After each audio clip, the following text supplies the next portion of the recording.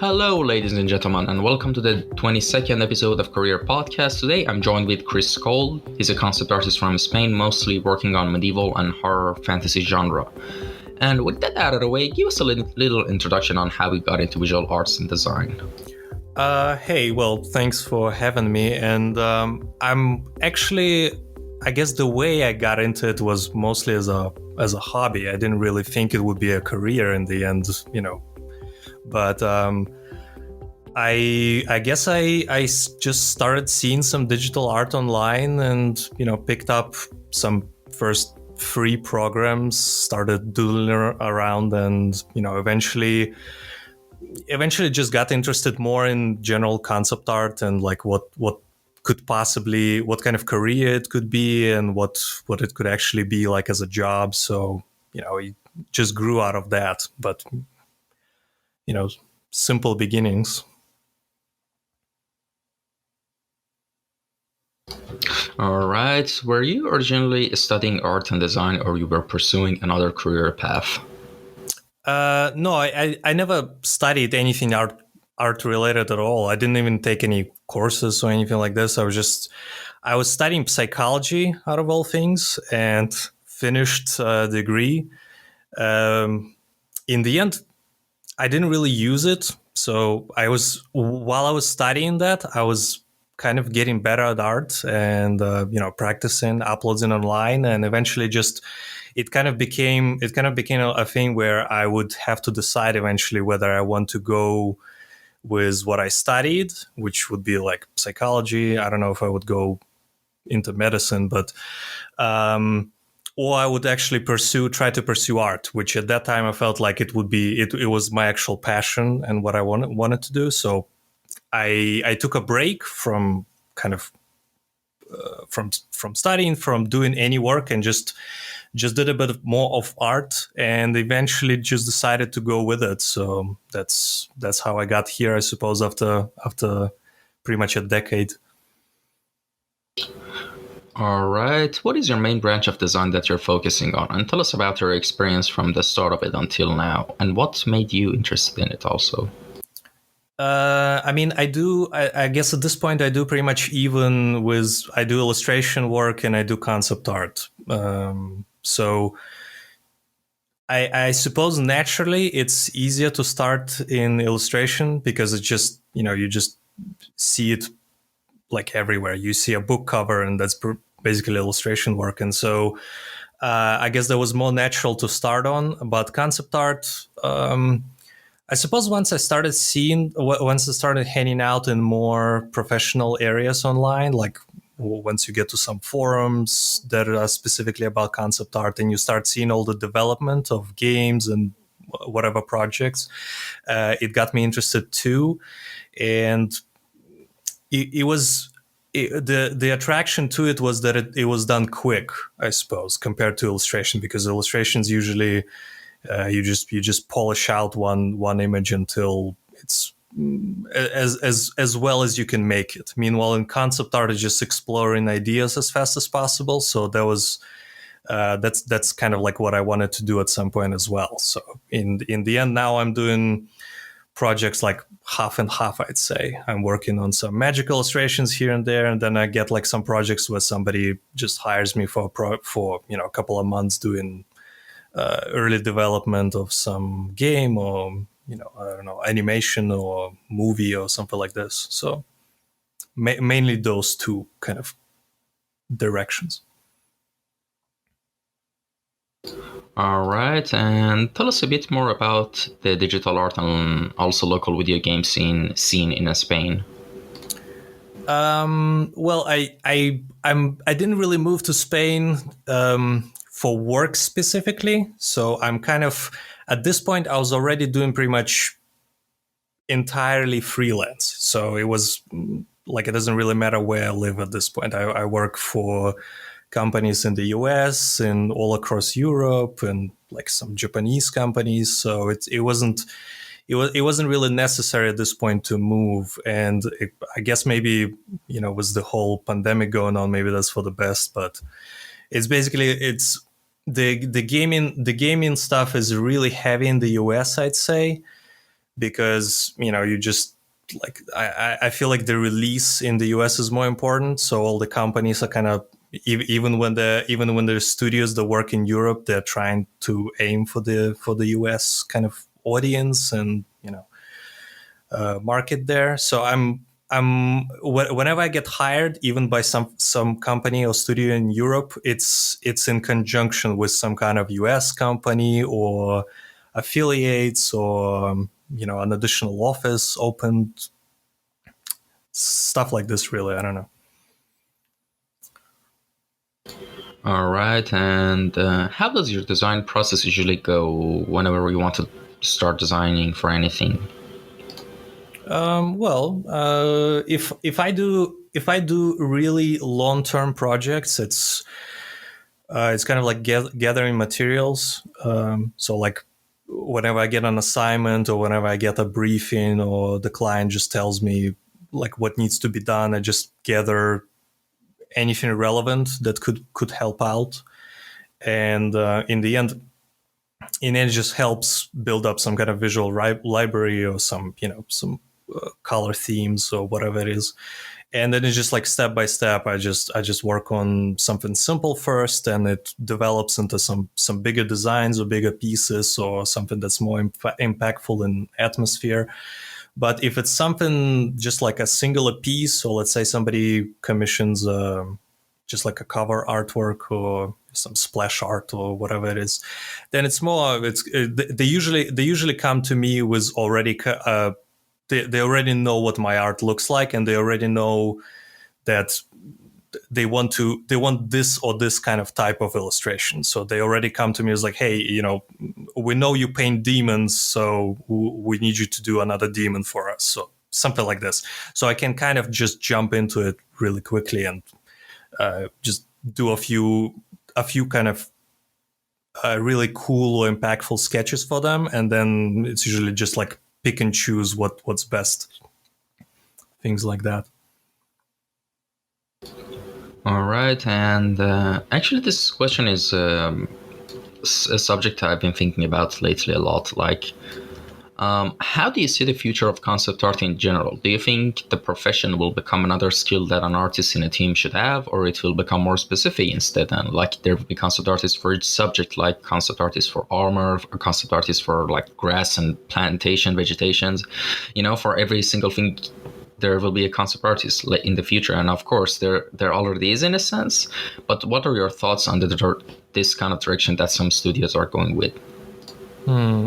Well, I mean, I'd say it's going to change mainly it's like the tools that artists are using is going to change drastically, I'd say, with all the virtual reality coming in and 3D becoming easier and easier for people to use and more intuitive, I guess.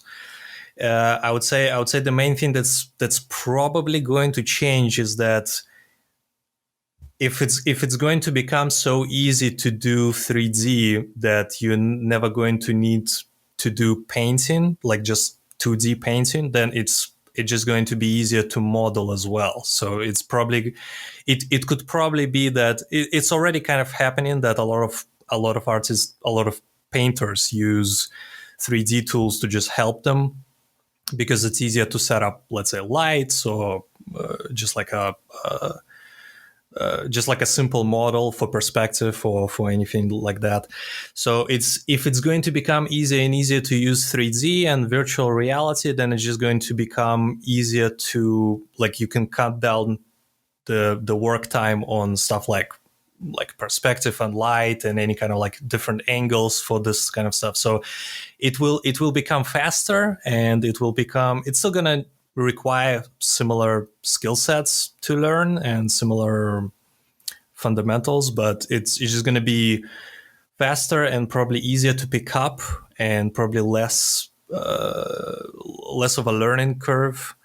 So you can start out, like any new artist can just start out doing some environmental or some basic concept art for whatever project. And later down the line, I guess way later, if AI is going to come into play at some point, I don't really know. Maybe there's going to be ways that an AI is going to be able to block out something based, like a concept artist, let's say, is going to do part of an image, and then based on what they did already, AI will be with some confidence block out some, like trivial background or trivial sort of, just like generate a more believable image or like 3D environment based on what the artist already did. So that's going to be a help for sure, if that's going to be where the AI is going to head towards. But I don't really know specifically if that is going to be used for art and when, but could be cool. All right, and what technologies and softwares do you mostly use for your concept artworks?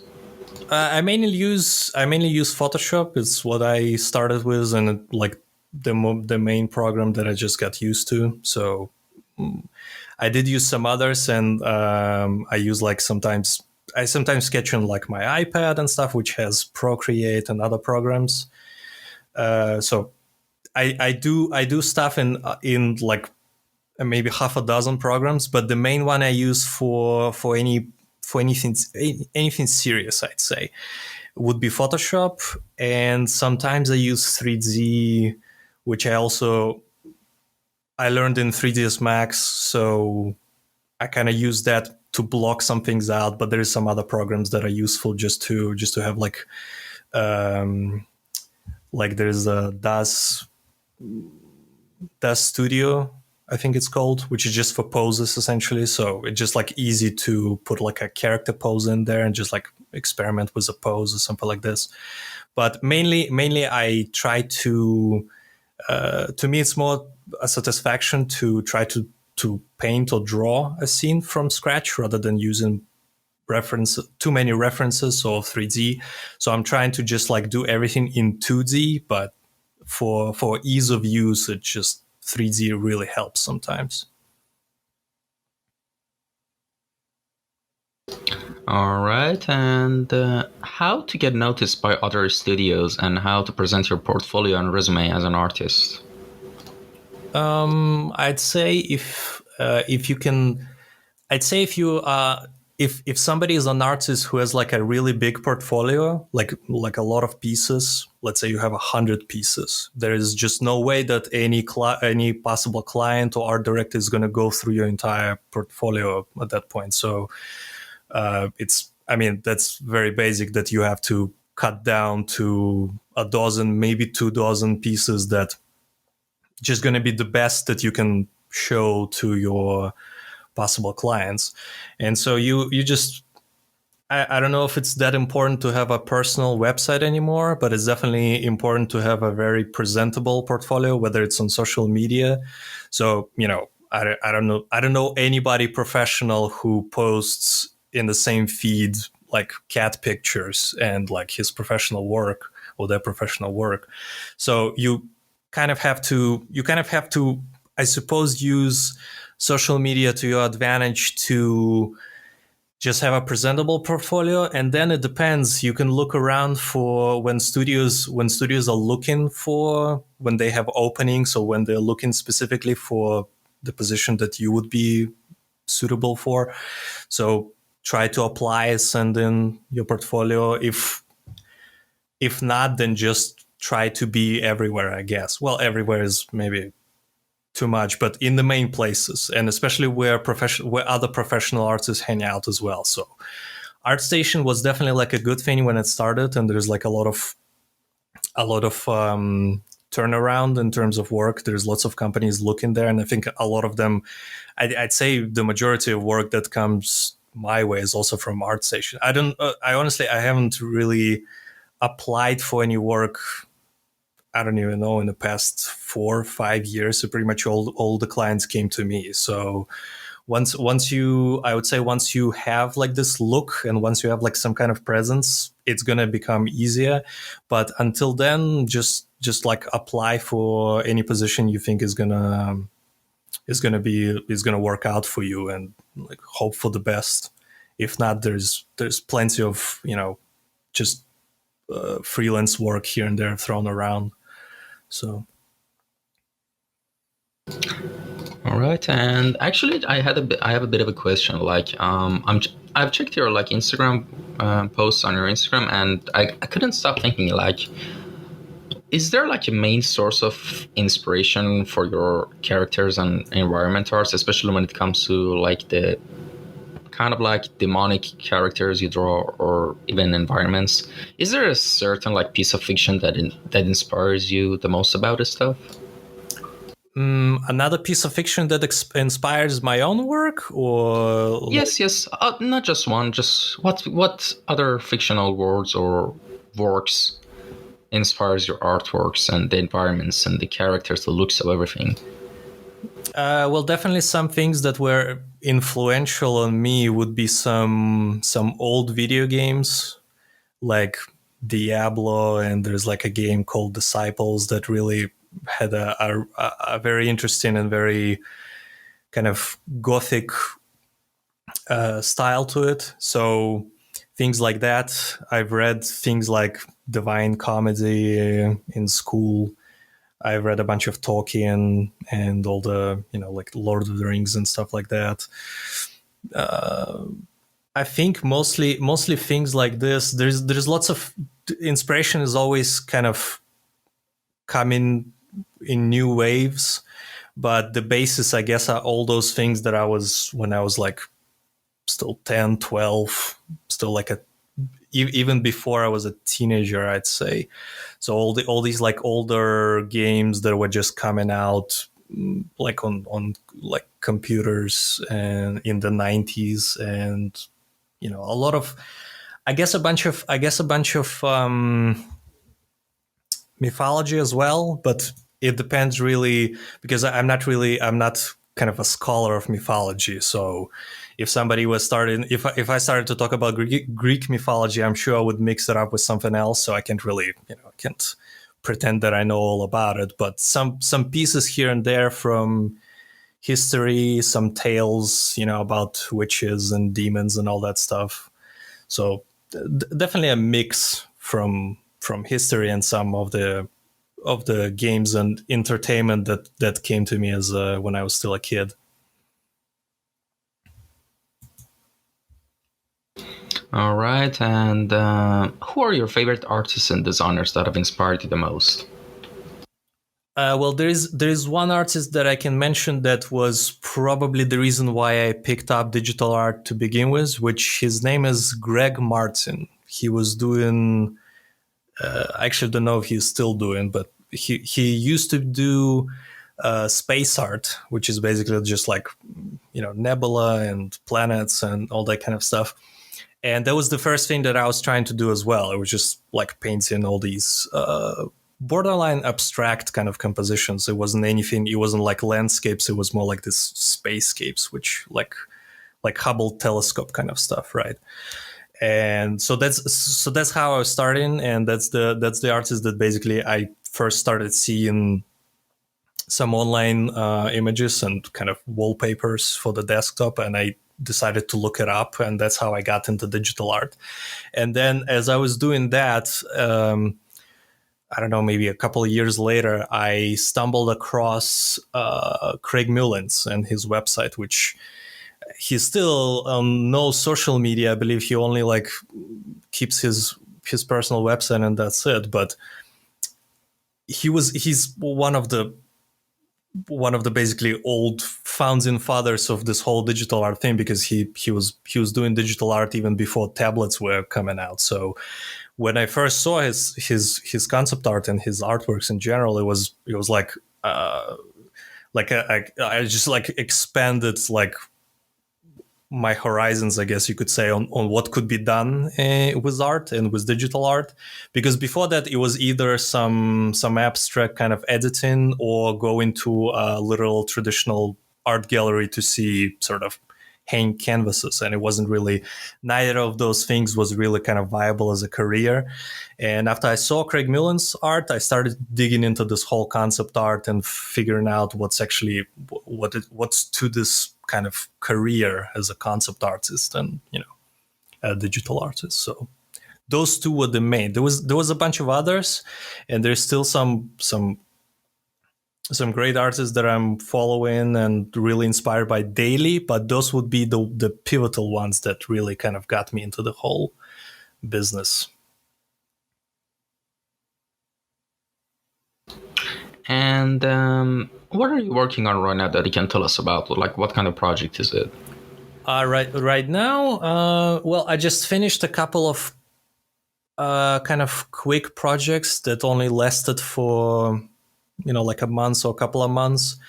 There's always I'm right now, I guess, mainly Magic the Gathering artists, because they just keep releasing new stuff. I didn't really know how it worked until they hired me a couple of years ago, and now I'm just like every 2 or 3 months they send out assignments to artists essentially, and so it's like whether you agree or not, they just keep sending more and more assignments to whoever artists they have on the roster, I guess. And so mainly I'm working with them because I also like the variety. They have like a bunch of different, they have like sometimes environments, sometimes monsters or characters or whatever it is. So it's fun working with them. There's a project, I guess, well, maybe it's not that recent. It was a project I finished last year, which was unusual because it was also a project that they like the studio contacted me. I didn't have to ask them or anything. They contacted me and then asked me to work with them on it, which was an animated kind of trailer for League of Legends. And it looked completely, the highlight reel of the studio was nothing like what my work looked like. It was, sorry, I misspoke there. It was basically like Ghibli kind of style, very anime, very kind of like Japanese style. And in the first email that they contacted me, I was like, I don't know if you got the right guy, because that looks nothing like what I do. But they ensured me that they have some darker parts with like demons as per usual. And so I was like, okay, well, if you think I'm the right person, I mean, I'm not going to say no. So I worked with them like for a couple of months as well. And that was probably the most unusual in the recent times. And I mean, at this point it's released, so I can talk about it freely. So it can be looked up. It's called The Path or something like this. But that one was very interesting. But yeah, otherwise, current projects, I can't really say anything long term because there's no like release dates. There's no spoilers yet. The things that I constantly work on is something like Magic the Gathering, I guess. So. You mentioned that, I think I know which one you're talking about, which trailer for League of Legends. I think it was called Blossom something, but I think the trailer they were talking about, I don't know if you remember the names. There were characters like Yasuo and Yone, right? Right. Yeah, that's the Yone one was the release trailer for that character, I believe. That's the one that I worked on. So that one had it was like Spirit Blossom event. There was like a huge kind of thing that was like at that time. I know, yeah. So that was the one that it was actually a studio from Denmark, but they were working with Riot on, I don't know the details of the contracts and stuff, but it was basically the studio that got me on the team was Sun Creature, I believe, or something like this. It's a smaller studio from Denmark, but they do great work. Like the highlight reel is just like really to drool over. Like all the visuals are really great and stuff. But it wasn't really dark. It wasn't really the kind of style that I did. So I wasn't sure about like working with them. They insisted that it would be fine. So in the end, I worked with them, and they had in this trailer, they had like this middle part where basically the character, I believe it's when Yone just goes into this spirit world or like this dark, whatever it was. But the middle part is basically like some kind of shadow realm where he faces off with a demon, essentially. And that was the part that I was working on I was doing storyboards and like concept art for that part, basically. So that was like an exciting kind of project to work on because it was also unusual for me. So it was like kind of a new experience in that sense. That sounds awesome. Of course, it would be pretty interesting. And actually, the next question is not related to art necessarily. It's basically, what area beside the area you're working on right now are you interested to explore and learn? What I mean by that is, imagine right now you got $1 million in cash in your bank account, which makes you, of course, not worry or be anxious about bills or anything. So it makes you basically have a lot of free time. And what other skill would you pursue in that free time? That's the question. Well, I definitely, it's in some ways it is related, or at least I'm making use of it even in regards to art. It's just like creative writing.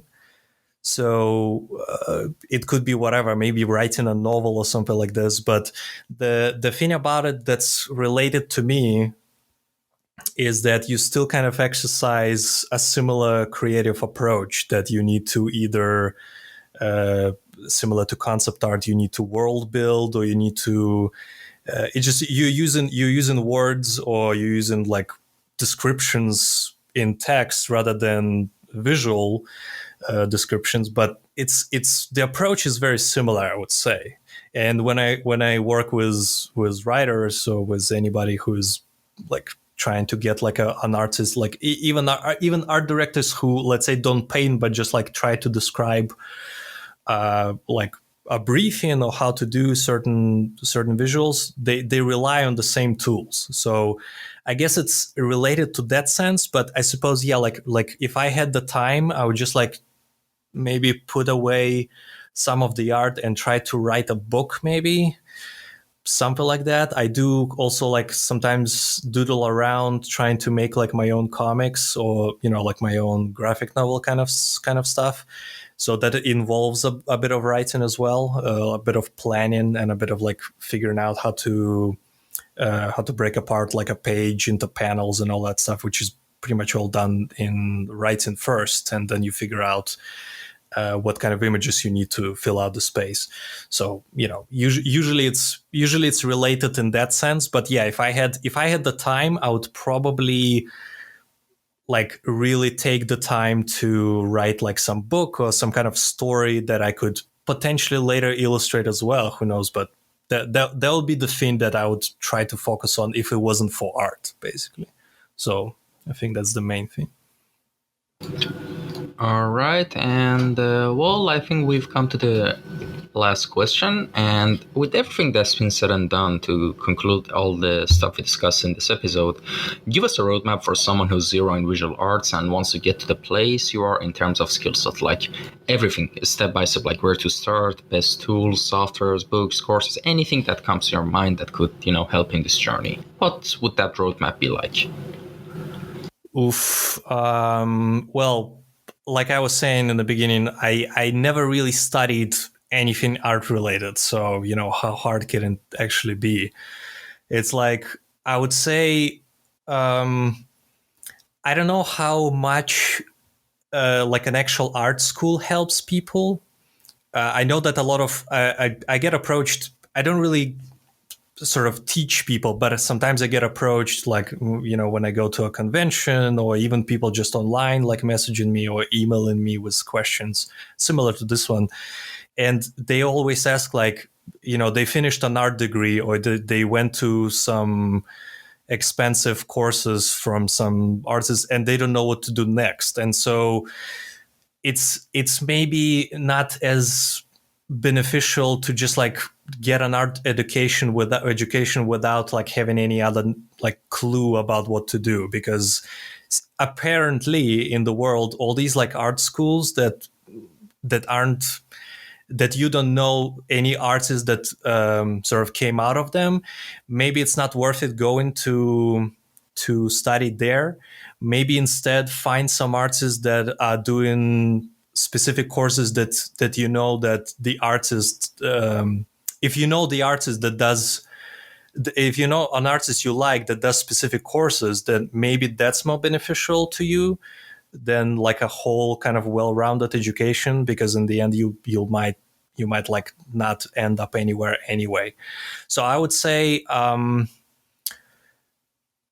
definitely start if you really want to be a professional artist, definitely start learning as much of digital tools as possible. That means pretty much from getting used to any kind of tablet that you can afford.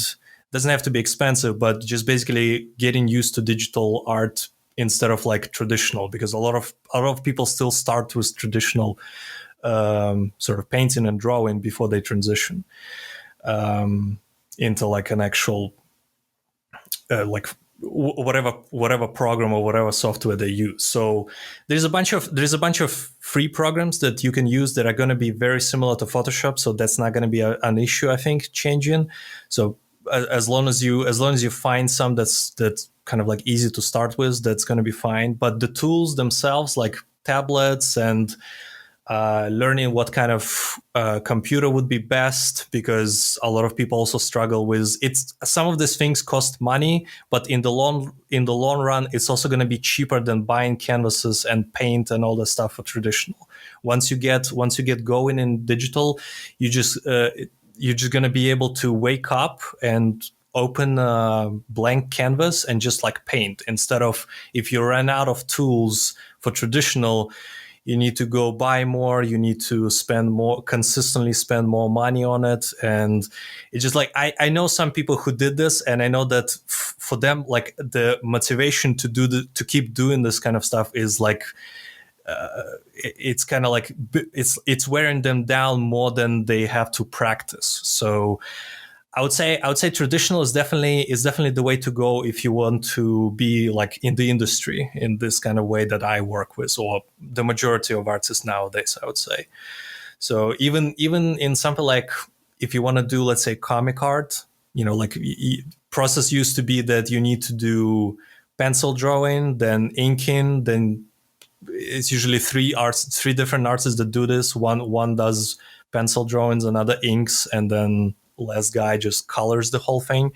And so now it's all done in digital, and it's so much faster that it's like the same artist can do the whole comic. So it's the difference, I guess, it comes down to is like whether you would approach it as a hobby first, like I did, or whether you are for sure coming out of high school and that you're going to be a professional artist, or you're going to try your best to be a professional artist right away. Because for me, it started as a hobby, and maybe because of that, maybe something was slow. Maybe I didn't like go the most direct route. But if you're starting in the same way that you're already like, let's say, finishing school, and you're thinking about, I'm considering like learning to do concept art or learning how to paint and actually make it a career, then you can, depending on your situation, if it's easy to take a year or two just learning things, then just do it, like just do that and you'll be fine. But if it's like very pressing matter where you don't know, like, should I study or should I should you just like live with my parents for a while working some side job, or if the like I said, if the situation is more pressing, it's it's kind of like up to the person. But going to a school will help, at least from what I can tell, will help with staying on course, because you will have other people that are gonna push you to do your assignments, gonna push you to do your fundamentals, and gonna push you to learn. You won't be able to just easily slack off as it would be if you're just learning by yourself. So that's the trade-off, whether you want to go to a school and spend the time there, and potentially the degree itself is not going to really matter to you. It's what's going to matter in the end is like how much of a portfolio you'll be able to put together for clients to see and to to be to be kind of impressed by. That's really what you're aiming towards. I never, like I said, I don't have a degree, so I never in pretty much on no job I was asked what kind of education I have. So I think that in itself is not important. It's more about it's more actually what you're gonna learn, and then how you're gonna show it. So if you go to a school just for the degree, I don't think that's gonna be important. So if that's really the bottom line, then either choose better like specific courses from the artists you know that they're already like professionals, that you know that what they're talking about, or try to learn by yourself if you don't want to spend money on an art school. If you have enough motivation yourself, that's also an option. I think that's a lot of people keep coming out as like all these great artists, and they keep saying that they're self-taught. So I think that's working as well. I mean, I'm one of them, so I can't really say that there's anything bad about this kind of path to take. And once you get this first step over, when you start learning and when you start getting somewhere, I would say working on your communication skill is also going to be important, because the reason why there's probably more great Chinese artists than there is like all Western artists combined. But the reason why they're not hired for literally everything is because when you have a team full of English speakers, then you're not going to hire somebody who won't be able to communicate with the team. So it also depends what kind of region you are, what kind of local studios you have, what kind of jobs you can actually apply. So if you're looking to move somewhere, or if you are willing to move at all, whether you want to be a freelancer who just stays at home and works from home, or if you're looking to get hired by a specific studio, or if you don't mind, either way, that's going to have more options. But communication is going to be really important. There's like understanding your client is half the work, because it's just going to mean that you will be able to finish the work way quicker, or do less revisions, or do like less extra work, or like have to like polish up extra illustrations, like just because you misunderstood something from your art director, or from your client, or from whatever. So if you once you start getting a few jobs, like work in general on your communication, like work on how to talk to people, read a book about, I'm upset, study psychology, so that's maybe my psychologist talking here, but it's basically like reading a book on how to talk to people more effectively, or like just a few sort of tips on how to even email people. It's gonna help you a lot, because you will just get past this like filler that you need to get past to anyway, because like you need to read briefings and emails and listen to people before you can get to the actual work of painting and doing the work that you trained to do. So learning some of that, it's secondary to your art skills, but it's also going to be important. And once you have those two, I'd say you're going to be in the same situation as me, where clients are probably going to approach you rather than you having to find work. I'd say that's how it's going to go. All right, thank you so much. And where can people contact you if they wanted to, ask a question or? I'm usually approachable on any social media, so as long as you Google me, either through my website or through ArtStation or through literally anything that you click with my name on is going to have either my email or just like some messaging. So I'm sure it's going to be easy to find. All right, thanks a lot for joining us. I think that's about it. Take care, everyone. See you in the next episode. Bye. Bye.